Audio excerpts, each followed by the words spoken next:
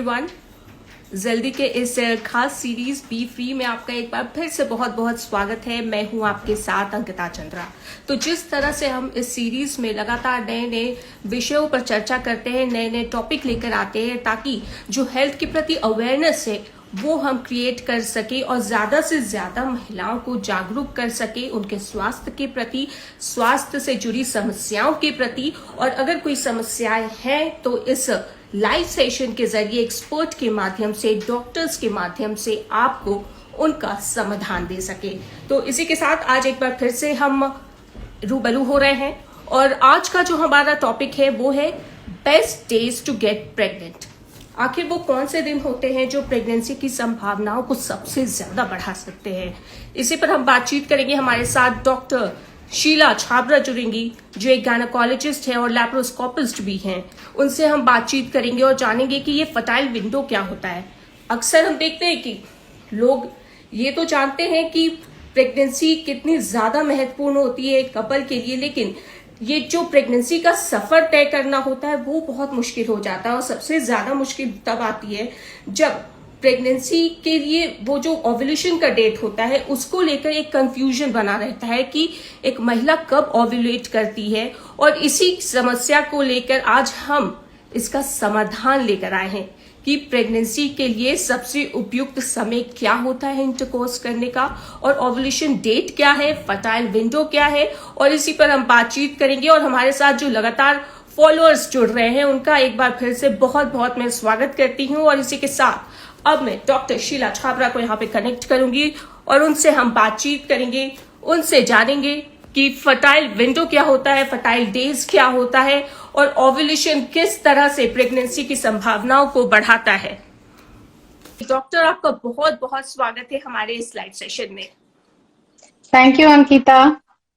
तो डॉक्टर, जिस तरह से आज का हमारा टॉपिक है उस पर हम बातचीत करेंगे, लेकिन सबसे पहले जानेंगे आपकी जर्नी के बारे में। आप किस तरह से आपने सोचा कि आपको इस फील्ड में जाना है और आप किस तरह से यहाँ तक पहुंची। हेलो एवरीवन, मैं doctor Sheela Chhabra, practising gynaecologist, laparoscopist, obstetrician Indore में सेटल्ड हूँ। मेरा खुद का प्राइवेट क्लिनिक है। कह सकते कि चाइल्डहुड से, बचपन से एक नैक था, एक इच्छा थी कि कुछ डिफरेंट करना है, और हमेशा से डॉक्टर प्रोफेशन की तरफ थोड़ा सा अलग ही रुझान था। ब्रदर सिस्टर्स में पेरेंट्स हमेशा, जैसे बचपन में ही कोई पूछता था क्या बनना है, तो सिंस क्लास 1 मैं हमेशा ये बोलती थी डॉक्टर बनना है, डॉक्टर बनना है। बीइंग अ फीमेल, मुझे था कि मैं सोसाइटी में कुछ अलग हटके करूं जो थोड़ा मैनकाइंड के लिए भी एक सर्विस जैसा हो और लोगों की हैप्पीनेस का रीजन बन सकूं।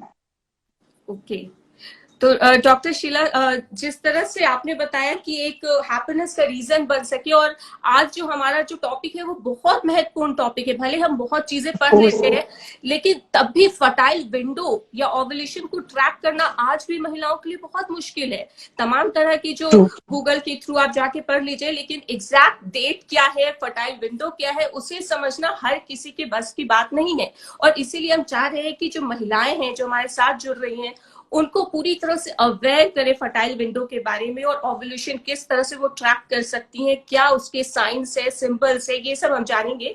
लेकिन सबसे पहले हम जानेंगे कि ओव्यूलेशन है क्या और ये होता क्यों है। ओव्यूलेशन जो मैच्योर एग है वो जब ओवरी से रिलीज होता है, बाहर निकलता है, उस प्रक्रिया को ओव्यूलेशन कहते हैं।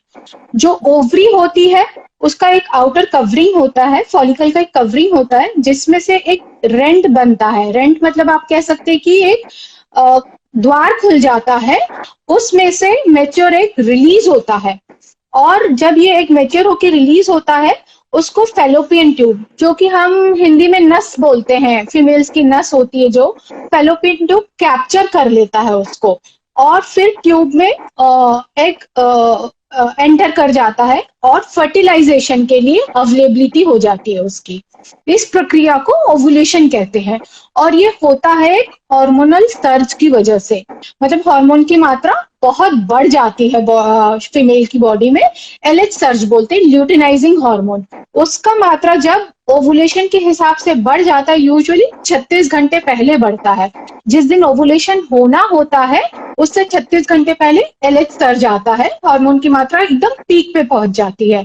तब एग बिल्कुल मेच्योर हो जाता है, मेच्योर होके फुल्ली रेडी हो जाता है, जैसे फल पक जाता है ना, उसी तरीके से।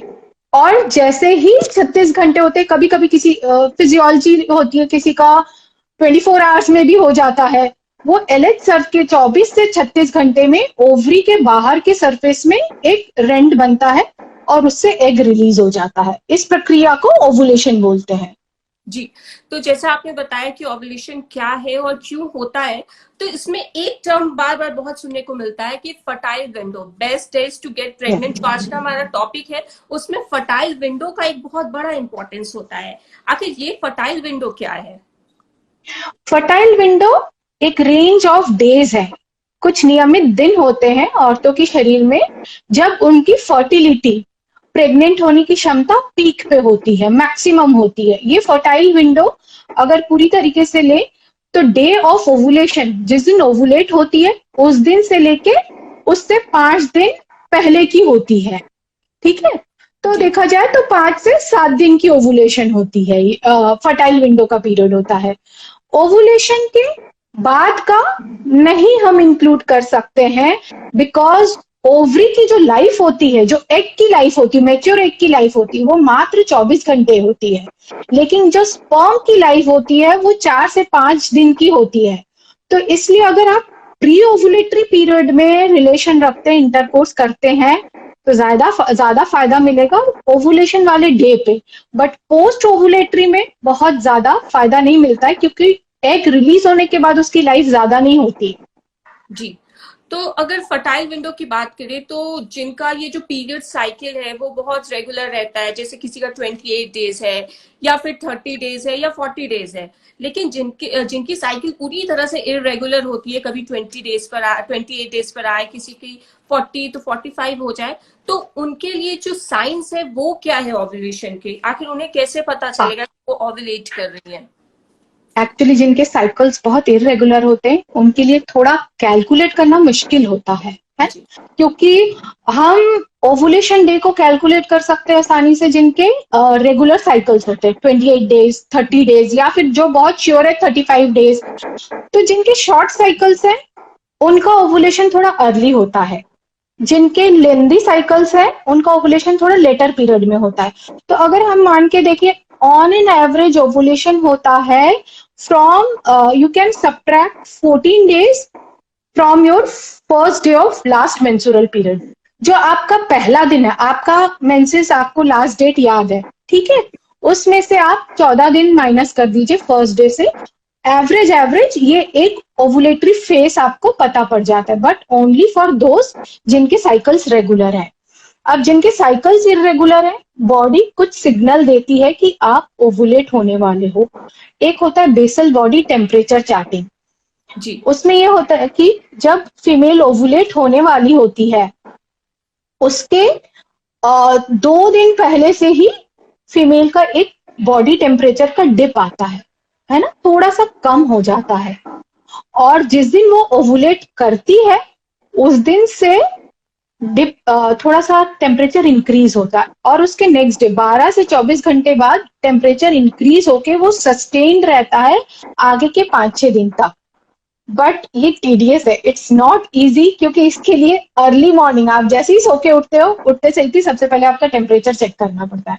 उसके बाद तो जो वेरिएबल टेम्परेचर रहता है that can't be accounted.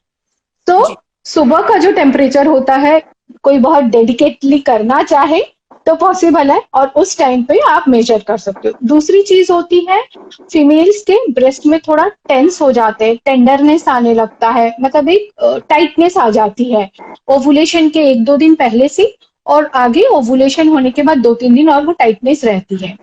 Lower tummy में दर्द सा होने लगता है, हेवीनेस लगता है, क्रैम्प्स आने लगते हैं। तो जिनका ओवुलेशन होता है, ये साइन, क्रैम्प वाला साइन भी बहुत रिलायबल है। जिस दिन आपका एक रप्चर होने वाला होगा उससे 12 घंटे पहले, 24 घंटे पहले आपको क्रैम्पी, हेवी फील होने लगता है। किसी किसी को रेयरली उन दिनों के आसपास 2-3 दिन तक स्पॉटिंग भी होती। कभी कभी तो पेशेंट्स हमारे पास ये कंप्लेन लेके आते हैं कि मुझे मिड साइकिल में 2-3 दिन स्पॉटिंग दिखती है। तो हम देन वी काउंसल देम कि ये कोई डरने वाली बात नहीं, ये आपका ओवुलेटरी साइन है।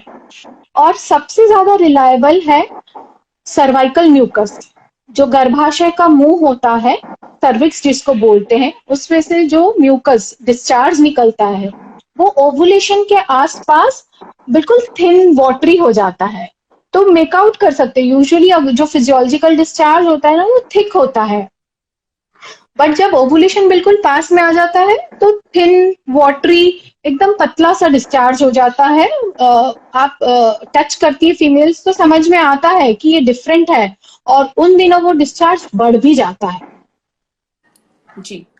और इसमें तो ये सर्विक्स नेचुरल जी, साइंस है ये। और इसमें सर्विक्स के थ्रू भी कुछ पहचान की जा सकती है कि एक महिला ओवुलेट कर रही सर्विक्स है। का, हाँ, सर्विक्स का पोजीशन रहता है, वो पोजीशन चेंज हो जाता है, अपवर्ड हो जाता है। बट पेशेंट के लिए ये मेकआउट करना इजी नहीं है।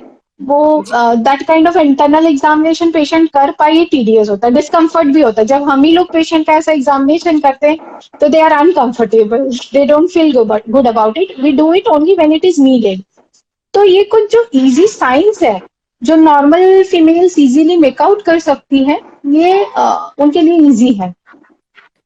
जी। और यहाँ पर लोग सवाल भी कुछ पूछ रहे हैं, अब कुछ क्वेश्चंस ले लेते हैं। एक या ने पूछा है sure. कि ये एग्स की क्वालिटी कैसे ठीक करें। एग्स की क्वालिटी ठीक होती है, एक्चुअली काफी चीजें जो पेशेंट सोचना नहीं चाहते हैं, करना नहीं चाहते हैं, उनसे बहुत फर्क पड़ता है।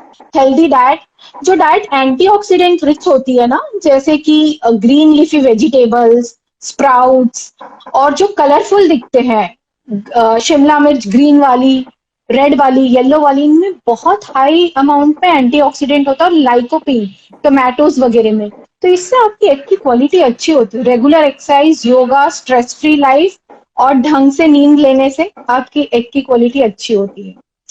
जी। और जिस तरह से आपने बताया था कि बेसल टेम्परेचर को जो मेजर करने का, तो ये कितने दिनों तक करना चाहिए।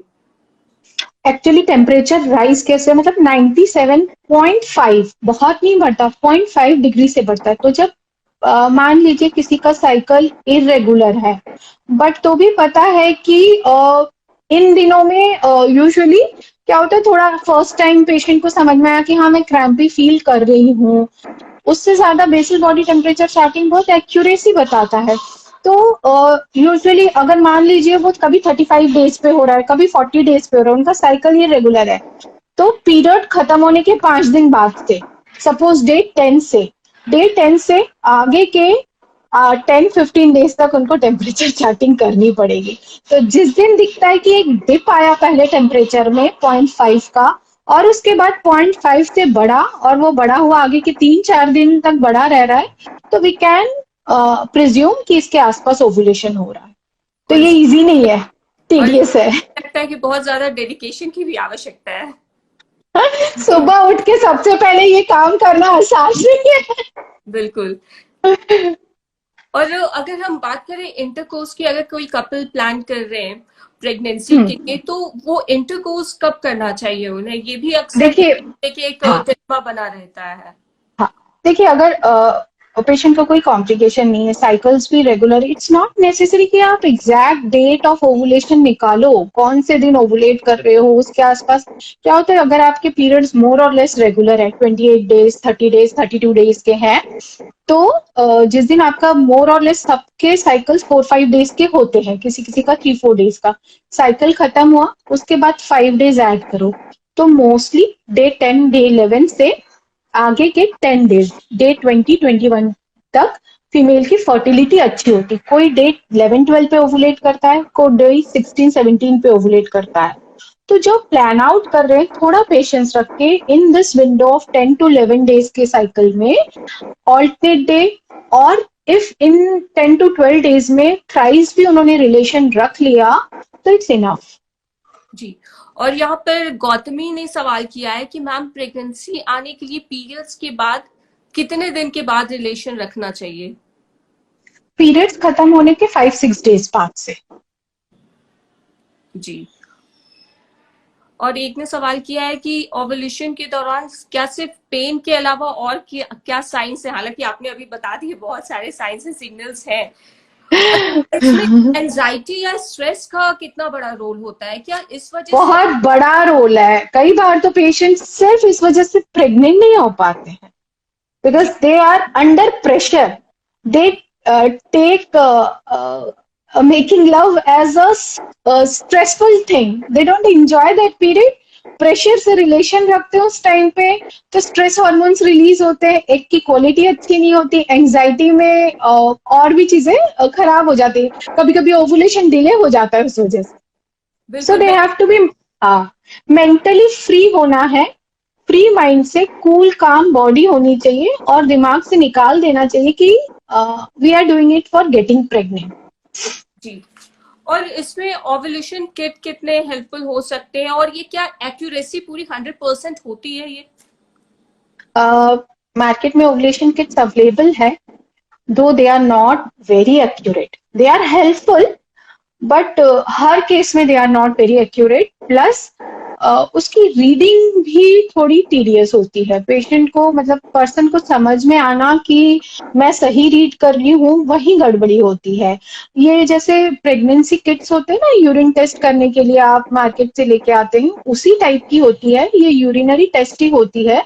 आप जैसे आपकी साइकिल रेगुलर है और आप प्रेडिक्ट कर पा रहे हैं कि 4-5 डेज आप तब आपका ओवुलेशन होता है, तो जो अगर आपकी साइकिल रेगुलर है तो डे 14 के 4-5 दिन पहले, तो मतलब you can start doing it from day 12। First day of your cycle is day 1, तो फ्रॉम डे 11-12 टू डे 14-15 आप ट्राई कर सकते हैं। यूजुअली मॉर्निंग सैंपल अच्छा होता है, बट मॉर्निंग के बाद 6 to 8 आवर्स का सैंपल भी ठीक रहता है।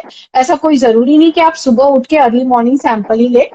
तो आप यूरिन कलेक्ट करिए एक छोटे कप में, मेजरिंग कप में, उसमें स्ट्रिप्स आते हैं, उस स्ट्रिप को आप जब डिप करेंगे उसके बाद उसमें कलर चेंज आता है। ठीक है, 2 लाइंस होती है जैसे प्रेगनेंसी में होती है ना, बट इसमें जो 2 लाइन होती है, एक टेस्ट लाइन होती है, एक कंट्रोल लाइन होती है।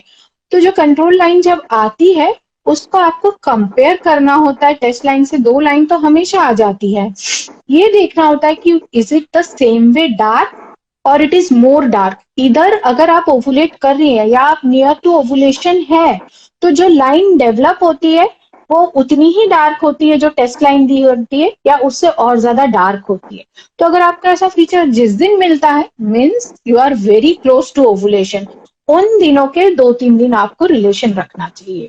बट ये थोड़े कॉस्टली होते हैं, प्लस एक्यूरेसी वेरिएबल होती है बहुत हर पेशेंट में। हाँ, मान लीजिए आपने जिन दिनों में किया आप ओवुलेट ही नहीं हो रहे हो उस दिनों में, और ये आपका एक्चुअली ये लाइन दिखाता है कि एलएच सर्ज हो रहा है, मतलब हार्मोन पीक पे जा रही है, और हार्मोन का पीक आ गया है। ये एक केमिकल टेस्ट है, ये हार्मोन को मेजर कर सकता है। बट किसी किसी का हार्मोन पीक पे जाने के बाद भी एग रिलीज नहीं होता है, they don't ovulate many times, तो it can be inaccurate also कि हार्मोन का सर्च तो पॉजिटिव दिखा रहा है बट पेशेंट ओवुलेट नहीं हुआ है। तो वो पैनिक सिंड्रोम होता है कि मैं तो ओवुलेट भी हो रही हूँ, सब कुछ हो रहा है, तो भी मैं प्रेग्नेंट नहीं हो रही हूँ। जी तो इट्स किट का थोड़ा बहुत मार्जिन नेगेटिव में है। बिल्कुल। और जिस तरह से प्रेगनेंसी के दौरान भी देखते हैं कि प्रेगनेंसी टेस्ट की भी एक्यूरेसी को लेकर बहुत सारे सवाल हाँ, उठते वही रहते सेम थिंग। हाँ, यूरिन टेस्ट या ब्लड टेस्ट किया जाता है कि प्रेगनेंसी पॉजिटिव है या नेगेटिव है। तो ओवुलेशन के लिए भी क्या इस तरह के टेस्ट किए जाते हैं? किसी तरह के एग्जामिनेशन कुछ होते हैं? एक टेस्ट तो किट ही हो गया जो ओवुलेटरी किट बोलते हैं, और दूसरा होता है कि सोनोग्राफी के थ्रू।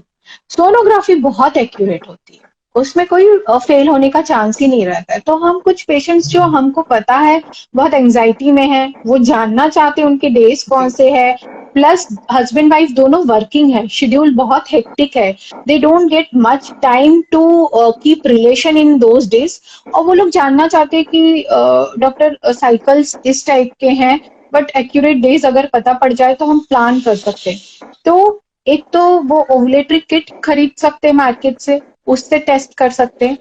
वो अगर नहीं पॉसिबल है तो एक दो सोनोग्राफी करा के जब मॉनिटर कर ले और उनको डेज पता चल जाते, सोनोग्राफी में यूजुअली हम अगर पेशेंट को भेजते हैं तो डे 10 से चालू करते हैं, ओवुलेशन स्टडी बोलते हैं उस सोनोग्राफी को। और ये ओवुलेशन स्टडी ट्रांस वजाइनल होती है, वजाइनल रूट के थ्रू होती है पेशेंट की।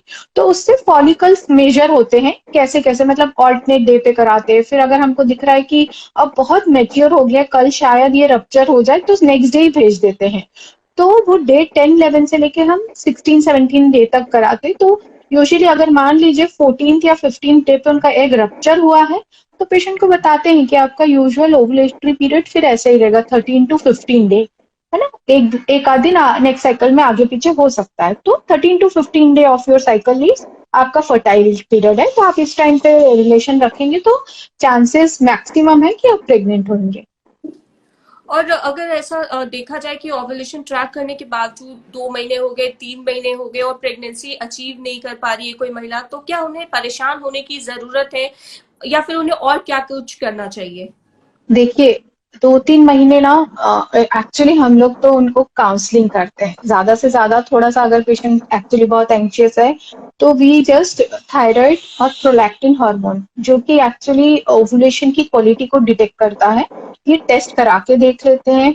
अगर ये टेस्ट नॉर्मल है तो हम पेशेंट को थोड़ा काउंसिल करते हैं, थोड़ा बहुत फर्टिलिटी इंप्रूविंग ड्रग्स देते हैं जो बहुत बेसिक नॉर्मल मेडिसिन होती हैं, और उनको बोलते हैं कि आप इस पीरियड में एटलीस्ट वी आस्क हिम, अगर पेशेंट यंग है, साथ में कोई भी कॉम्प्लिकेटिंग फैक्टर नहीं दिख रहा है और बहुत लंबा टाइम नहीं है हुआ उनका ट्राई करते हुए, तो वी आस्क देम कि एटलीस्ट 4-5 मंथ्स तो ट्राई करो, इतनी एंजाइटी मत रखो, स्ट्रेस से भी कई बार फेल होता है to achieve pregnancy. Ji.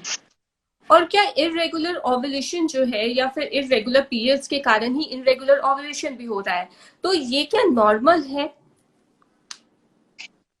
Irregular periods में इरेगुलर ओवुलेशन होना, यस, बिकॉज क्या होता है जिनकी साइकिल्स इरेगुलर है, बहुत पेशेंट्स के साइकिल्स इरेगुलर होते हैं।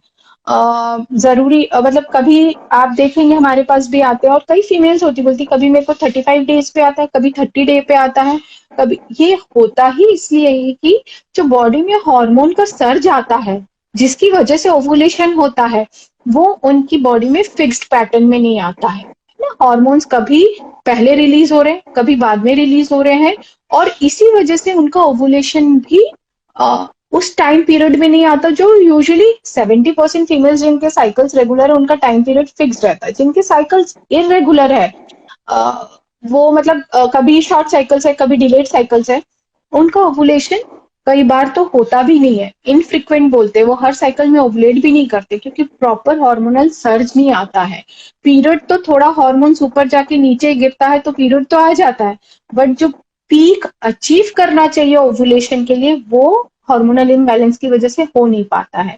पॉलीसिस्टिक ओवेरियन सिंड्रोम, इनमें एलएच सर्ज, एलएच की मात्रा हमेशा ऊपर रहती है, तो वो प्री ओवुलेटरी फेज में बहुत टाइम तक रहते हैं बट वो ओवुलेशन नहीं अचीव कर पाते। पॉलीसिस्टिक ओवरी में यही प्रॉब्लम होती है। कुछ कुछ पेशेंट्स को पॉलीसिस्टिक ओवरी नहीं होती है बट उनकी साइकिल्स में ओवुलेशन नहीं होते, उनको एन ओवुलेशन बोलते हैं, एन ओवुलेटरी साइकिल्स बोलते हैं। उनका सिर्फ रीजन होता है दे आर नॉट ओवुलेटिंग, उनका और कोई पॉलीसिस्टिक ओवरी की फीचर नहीं होती है, तो they are called as anovulatory cycles. उसके फिर बहुत सारे रीजन होते हैं, थायराइड इम्बैलेंस है, या प्रोलैक्टिन हार्मोन गड़बड़ है, या मेल हार्मोन ज्यादा है, एंड्रोजेनिक हार्मोन ज्यादा है, तो ये कॉजेस होते हैं। तब फिर वैरायटी ऑफ टेस्ट कराने पड़ते हैं, चेक करना पड़ता है।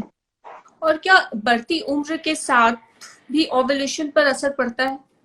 ऑफ कोर्स पड़ता है, बिल्कुल पड़ता है। जो चीज 30-32 तक ओवुलेशन थोड़ी इजी रहती है, एज 30 के बाद एज ऐड होती रहती है, धीरे धीरे आप फीमेल की ओवुलेटिंग कैपेसिटी कम होती है। ओवुलेट भी होते हैं तो एग की क्वालिटी, जो अभी किसी ने पूछा था कि क्या कर सकते हैं, तो इट्स ऑलवेज गुड कि अगर आप लेट मैरिज में जा रहे हैं तो try to plan your pregnancy at the earliest possible, जी। क्योंकि with increasing age quality of egg खराब होने लगती है, उसकी फर्टिलाइजिंग कैपेसिटी कम हो जाती है, जो कि मेल के स्पर्म्स में कम होती है। मेल के स्पर्म्स काफी लंबे टाइम तक फर्टिलाइजिंग कैपेसिटी उनकी अच्छी रहती है, बट फीमेल्स की जैसे जैसे एज बढ़ती है तो ability of the egg to get to fertilise decreases. जी। और यहाँ पर पिंकी ने एक सवाल किया है, हालांकि इसका जवाब आपने दे दिया है, लेकिन मैं चाहूंगी कि हमारे फॉलोअर्स जो सवाल पूछ रहे हैं उनका जवाब उन्हें मिल जाए। Sure sure sure. पिंकी का सवाल है कि प्रेग्नेंट होने के लिए कितने दिन कंटिन्यू इंटरकोर्स करना पड़ता है? पिंकी देखिए, जैसे अगर आपके साइकिल्स रेगुलर हैं तो आप अपने साइकिल का फर्स्ट डे नोट करके रखिए कि आपको पीरियड किस दिन आया है। उसके बाद 10 दिन बाद 10वें दिन से लेके 20वें दिन तक जो ये 10 डेज का गैप होता है, उसमें कोशिश करके ऑल्टरनेट डे अगर रख सके, रिलेशन इंटरकोर्स कर सके तो बहुत अच्छा है। अगर ऑल्टरनेट डे नहीं पॉसिबल है शेड्यूल की वजह से, तो एटलीस्ट ये 10 दिन के पीरियड में एटलीस्ट 2 to 3 टाइम्स तो रखने की कोशिश करिए। आपके अगर साइकिल्स रेगुलर है तो 18 पे 2-3 बार भी रिलेशन रखेंगे तो बहुत है। जी। और यहाँ पर आराधना ने सवाल किया है कि मैम मेरा साइकिल 34 to 36 डेज का है, तो मेरा ओव्यूलेशन डे कब होगा? अगर आपका साइकिल 34 to 36 डे का है तो मतलब आपकी साइकिल थोड़ी डिलेड है ना। 28 to 30 days cycle average cycle में आना जाता है। तो हम ऑन एन एवरेज लेडीज का ओवुलेटरी पीरियड बोल रहे हैं कि 14th डे के आसपास होता है। तो आपका थोड़ा डिलेड रहेगा, आपका मान सकते हैं कि डे 16 टू डे 22 आप अपना फर्टाइल मानिए, है ना। 4-5 दिन और आगे बढ़ा दीजिए उसको। जी। और अगर अगर एक महिला प्रेगनेंसी जब प्लान नहीं कर रही है तो उसे प्रिवेंट करने के लिए कॉन्ट्रासेप्टिव पिल्स लेती है, तो क्या आगे चलकर उनके ओव्यूलेशन पर इसका भी प्रभाव पड़ता है? बिल्कुल नहीं नहीं, आज की कॉन्ट्रासेप्टिव पिल्स जो लो डोज पिल्स आते हैं जिनमें हार्मोन की मात्रा बहुत कम होती है, वो सिर्फ टेम्पररी, आप जब तक उनका सेवन कर रहे हैं सिर्फ तब तक ही वो ओवुलेशन को इनहिबिट करके रखती है। जब आप डिसकंटिन्यू कर देते यूजुअली इन अ मंथ और सो आपका ओवुलेशन वापस आ जाता है, नहीं प्रॉब्लम होती। और रंजिता ने सवाल किया है कि मैम एग की क्वालिटी को इम्प्रूव करने के लिए क्या कर सकते हैं? Regular exercise, don't allow weight to put on, pile on weight मत करिए, एक्सरसाइज रेगुलर करिए। अगर आपके वेस्ट लाइन पे वेट बढ़ेगा तो आपकी ओवरीज भी सोने लगेंगी। वेस्ट लाइन की जो बोलते हैं ना ओबेसिटी, मोटापा, तो वह ट्रंकल ओबेसिटी से बहुत फर्क पड़ता है की क्वालिटी में। जिनके पीरियड्स इरेगुलर होते हैं ना, उनका ओवुलेशन भी इरेगुलर होता है, तो जब वो वेट लूज करते हैं तो बहुत फर्क पड़ जाता है। हमारा फर्स्ट लाइन ऑफ ट्रीटमेंट होता है, अगर पेशेंट फैटी है, ओबीस है, तो हम उनको बोलते हैं वेट लूज करिए। तो अगर आप नहीं भी है obese, regular exercise, stress free life, healthy well balanced nutritious diet and good quality sleep, इनसे आपकी एक की क्वालिटी अच्छी होती है।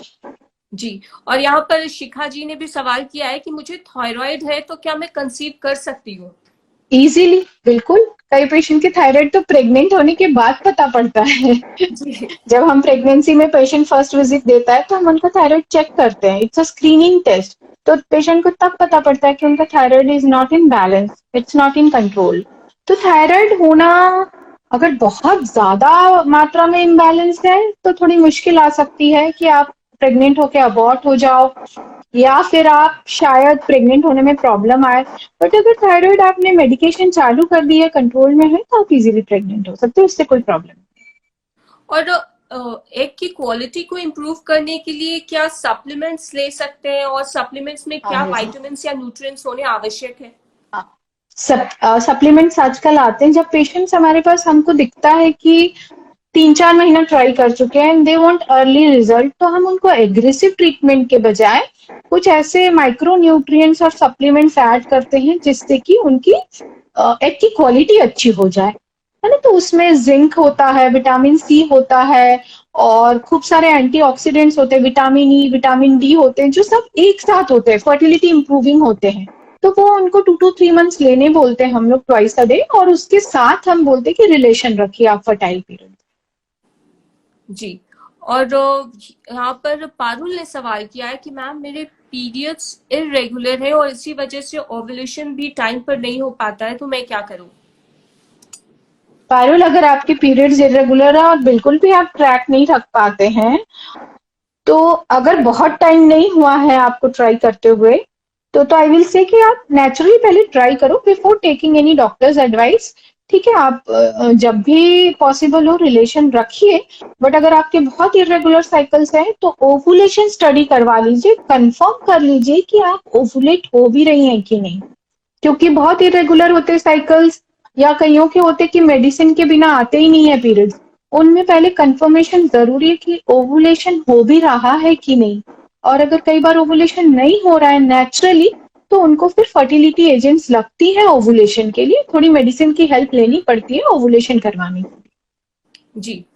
और एक सवाल शिखा जी ने पूछा है कि पीसीओडी होने पर जो मेरे ओवुलेशन के साइकिल है वो इरेगुलर हो गए हैं, तो क्या मुझे अभी घबराने की आवश्यकता है? अ, अगर आपके ओवुलेशन मतलब आपके पीरियड्स इरेगुलर हो गए हैं और आप काफी टाइम से, अगर आप प्रेगनेंसी के लिए नहीं ट्राई कर रहे हैं तो घबराने की कोई जरूरत नहीं है। पीरियड्स अगर अपने आप आ रहे हैं, थोड़े डिलेड आ रहे हैं या ऊपर नीचे होके आ रहे हैं, तो not a problem. Just healthy diet और वेट मैनेजमेंट करके रखिए तो प्रॉब्लम नहीं आएगी, और बहुत प्रेगनेंसी को डिले मत करिए। अगर आप already known case of PCOD है तो plan your pregnancy at earliest possible. जी। और क्या ओव्यूलेशन पे भी कुछ स्पाइसी खाना अगर कोई बहुत ज्यादा खा रहे हैं तो इसका असर कुछ पड़ता है? क्यों लाइफ को खराब करना ओवुलेशन के नाम पे, चटकरा खाने दो, क्या प्रॉब्लम है, चटपटा खाना चाहिए, सबको अच्छा लगता है। तो एक तरह से कहा जाए तो बैलेंस डाइट प्लस हाँ, एक्सरसाइज या दैट इज ट्रू। अब ये नहीं होना चाहिए कि आप रोज रसगुल्ले, पानी पूरी, समोसा, कचौड़ी मतलब हफ्ते में 5-6 बार खा रहे हो, तो डेफिनेटली ओवरऑल हेल्थ पे फर्क पड़ेगा, तो ओवुलेशन पे भी फर्क पड़ेगा।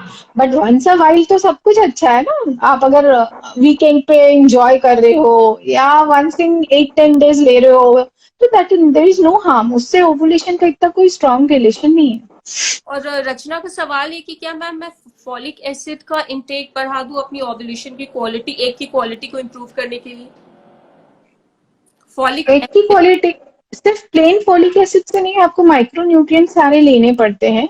तो वो उस टाइप की विटामिन आती है जिससे ओवरऑल फॉलिक एसिड वैसे भी हम बोलते हैं लेने के लिए प्री कंसेप्शनल पीरियड में। उससे क्या होता है, एग की क्वालिटी भी अच्छी होती है, जो एम्ब्रियो रेडी होता है वो बहुत अच्छी क्वालिटी का रेडी होता है। एम्ब्रियो को अबॉर्ट होने से जो आपने सुना होगा कि हार्ट बीट आने से पहले ही अबॉर्शन हो गया, ब्लाइटेड ओवम बोलते हैं, मिस्ड अबॉर्शन बोलते हैं, या फिर बच्चा भ्रूण ग्रो नहीं कर पाया, तो वो कभी कभी फॉलिक एसिड की डेफिशिएंसी से होता है। तो वो एम्ब्रियो जो भ्रूण की ग्रोथ होती है उसको आगे पनपने में मदद होता है, और उसमें कोई जन्मजात बीमारी नहीं हो उसके लिए फॉलिक एसिड बहुत जरूरी होता है। और आजकल हम हमेशा बोलते हैं कि आप जब प्लान कर रहे हो प्रेगनेंसी, प्रेग्नेंट होने से पहले ही फॉलिक एसिड का सेवन शुरू कर दीजिए। जी। और एक ने सवाल किया है कि एग साइज भी मैटर करता है? कोर्स बहुत मैटर करता है। कईयों के एग्स की साइज जब हम मॉनिटरिंग करते हैं सोनोग्राफी में और देखते हैं, तो उनकी एग की साइज एक लेवल पे जाके रुक जाती है, आगे नहीं बढ़ती है। तो मैच्योर होना बहुत जरूरी है ओवुलेशन के लिए, एग का मैच्योर होना बहुत ही जरूरी है। एग मैच्योर तब कहलाता है जब उसका साइज 18 से 20 मिलीमीटर हो जाए। और ओवुलेशन तब होता है जब एग की साइज के साथ साथ जो यूट्रस की लाइनिंग होती है ना, बच्चेदानी की लाइनिंग जिसको एंडोमेट्रियल थिकनेस बोलते हैं, अंदर की लाइनिंग, वो भी उसके पैरेलल में बढ़ती रहनी चाहिए। कभी कभी क्या होता है, एग की साइज तो 18 to 20 मिलीमीटर हो जाती है, बट यूट्रस की लाइनिंग बहुत अच्छी से रेडी नहीं होती है। तो वहां आके इम्प्लांटेशन, जो भ्रूण आके चिपकता है वहां पे अपना, आप बोलते हैं ना कि बीज अच्छे से बो दो उस जगह पे, तो जी। जो बीज अपनी पकड़ ले पाए वो नहीं हो पाता है। तो दोनों चीजें पैरेलल में होना बहुत जरूरी है। आपकी एग की क्वालिटी, एग की साइज, और साथ साथ में बच्चेदानी की अंदरूनी लाइनिंग जिसको एंडोमेट्रियल थिकनेस बोलते हैं, ये तीनों का पैरेलल में चलना बहुत जरूरी है। और इसी से जुड़ा हुआ रंजीत जी ने सवाल किया है कि मैम मेरी वाइफ की जो एग की साइज है वो बहुत कम है, 6 mm है, तो उसे इंक्रीज करने के लिए क्या करें? कुछ मेडिसिन आती हैं जिसको ओवुलेटिंग एजेंट्स बोलते हैं, ओवुलेशन इंडक्शन ड्रग्स बोलते हैं। अगर 6 mm के आगे आपके वाइफ के एग्स की साइज बढ़ ही नहीं पा रही है, तो इसका मतलब, तो तब आपको दवाइयों की जरूरत पड़ती है। और इन दवाइयों को जो कि हम साइज बढ़ाने के लिए देते हैं ताकि वो पूरा उस मैच्योर लेवल तक पहुंच सके, उनको ओवुलेशन इंडक्शन ड्रग्स बोलते हैं, तो वो दवाइयों का सेवन करना पड़ेगा। जी। और यहाँ पर एक सवाल पारुल जी पूछ रही है कि मैम मुझे पीसीओडी और थायराइड दोनों है और कंसीव करने के लिए एक की क्वालिटी अच्छी करने के लिए उन्होंने इंजेक्शन भी शायद ली है, लेकिन कुछ रिजल्ट उन्हें पॉजिटिव नहीं मिल पाया है अब तक। एक्चुअली अगर आपको देखिए थायराइड है तो वो तो प्रॉब्लम नहीं आनी चाहिए। थायराइड जैसे ही मेडिसिन से बैलेंस में कर दिया है तो वो कुछ दिक्कत नहीं देगा। मेन प्रॉब्लम है पीसीओडी। अगर आपको इंजेक्शन लेने के बाद भी आपकी एग्स नहीं बन रही है तो you are a case of stubborn PCO, मतलब आप पे मेडिसिन बहुत ही रेयरली एक्ट कर रही है। तो मैं पिंकी नाम है ना, क्या नाम है इनका? पारुल। रंजिता, पारुल। जी। पारुल, तो सबसे पहले मैं बोलना चाहूंगी वेट चेक करिए। अगर आप हायर साइड ऑफ वेट पे है तो वेट रिड्यूस करिए। जब आप वेट रिड्यूस करेंगी तो आपकी ओवेरियन फंक्शनिंग इंप्रूव होगी और इंजेक्शन तब ज्यादा वर्क करेंगे।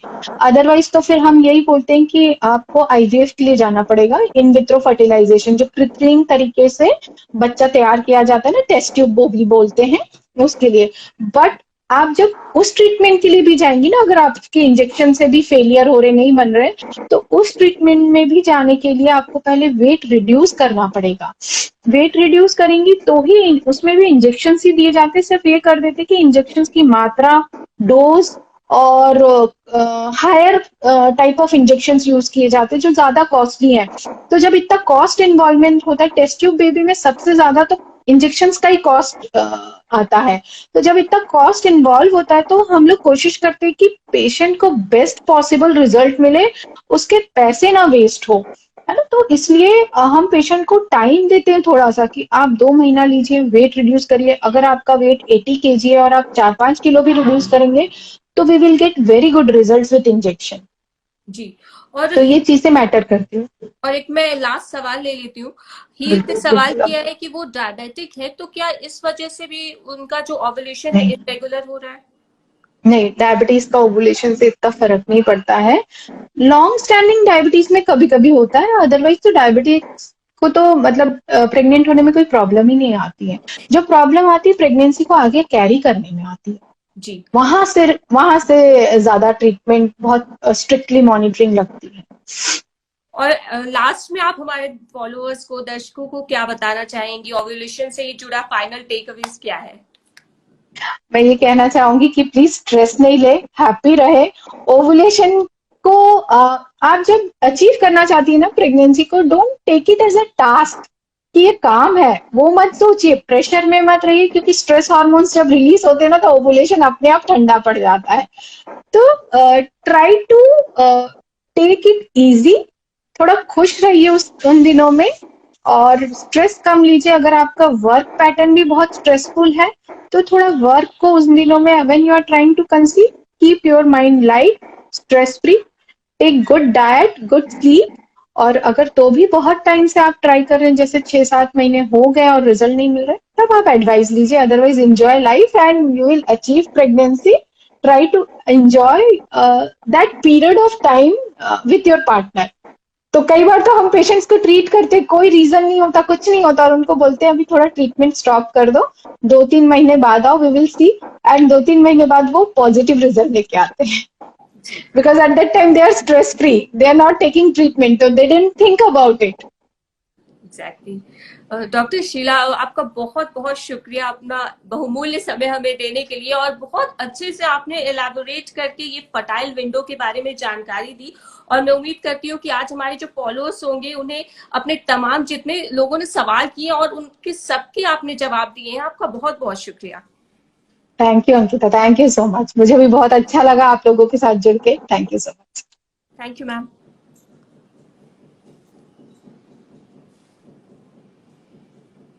तो आपने देखा कि किस तरह से डॉक्टर शीला छाबरा ने बताया कि फर्टाइल विंडो क्या होता है, ओवुलेशन क्या होता है, और उसे ट्रैक करने के लिए क्या कुछ आप कर सकते हैं, कैलकुलेशन क्या है, इसके साइंस एंड सिंबल्स क्या है। अगर इसके बावजूद आप ट्रैक नहीं कर पा रहे हैं ओवुलेशन को, तो इसके लिए किस तरह के एग्जामिनेशन किए जाते हैं, फॉलिकल मॉनिटरिंग कैसे की जाती है, और ये कितनी ज्यादा सहायक होती है उन्होंने बताया। लेकिन एक महत्वपूर्ण जानकारी उन्होंने ये भी दी कि अगर आप सप्लीमेंट्स की ओर रुख करते हैं तो बहुत ज्यादा फायदा मिलता है अगर उस सप्लीमेंट्स में माइक्रोन्यूट्रिएंट्स है, जिंक है और विटामिन्स है। तो अगर आप भी इस तरह के सप्लीमेंट्स लेना चाहते हैं तो आप जल्दी का बैलेंस फॉर विमेन जरूर ले सकते हैं, क्योंकि ये भी पूरी तरह से माइक्रोन्यूट्रिएंट्स, विटामिन्स, जिंक, क्रोमियम से भरपूर है और ये ओव्यूलेशन के लिए भी बहुत सहायक साबित हो सकता है।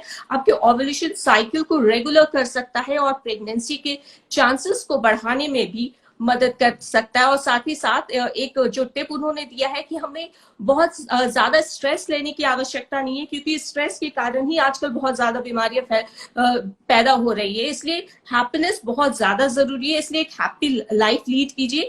और आज के हमारे इस लाइव सेशन में फिलहाल इतना ही, लेकिन अगर आप चाहते हैं किसी ऐसे टॉपिक पर हेल्थ से जुड़े जिस पर हम बातचीत करें, चर्चा करें, सवाल और जवाब करें डॉक्टर से, तो आप हमें टॉपिक के बारे में बता सकते हैं, कॉल कर सकते हैं, व्हाट्सएप कर सकते हैं। हमारा नंबर है 6366363030। तो इसी के साथ आज के हमारे लाइव सेशन में फिलहाल इतना ही। तब तक के लिए stay happy, stay healthy and always stay with healthy. Thank you.